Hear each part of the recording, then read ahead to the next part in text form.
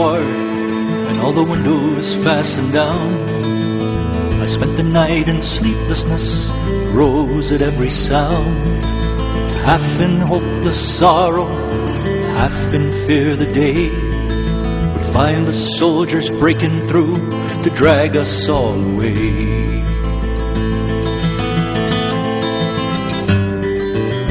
Just before the sunrise, I heard something at the wall. The gate began to rattle, a voice began to call.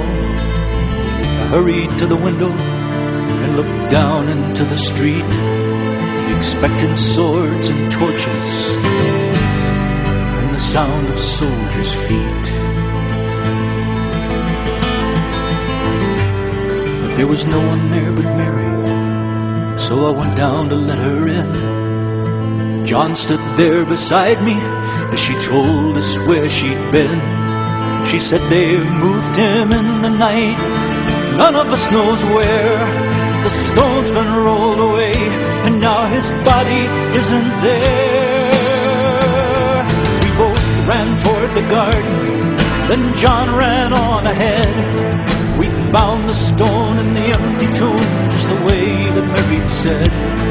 But the winding sheet they'd wrapped him in was just an empty shell. How or where they'd taken him was more than I could tell.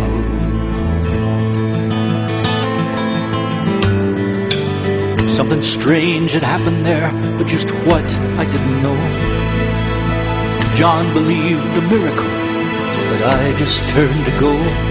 Circumstance and speculation couldn't lift me very high, 'cause I'd seen them crucify him, then I saw him die. Back inside the house again, the guilt and anguish came. Everything I'd promised him just added to my shame. 'Cause when at last it came to choices, I denied I knew his name. Even if he was alive, it wouldn't be the same.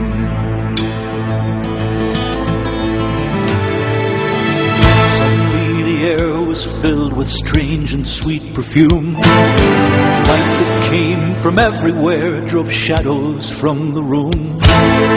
Jesus stood before him, with his arms held open wide. I fell down on my knees and just clung to him and cried.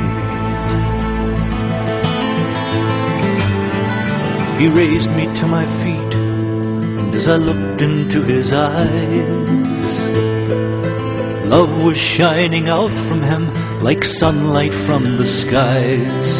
Guilt and my confusion disappeared in sweet release, and every fear I'd ever had just melted in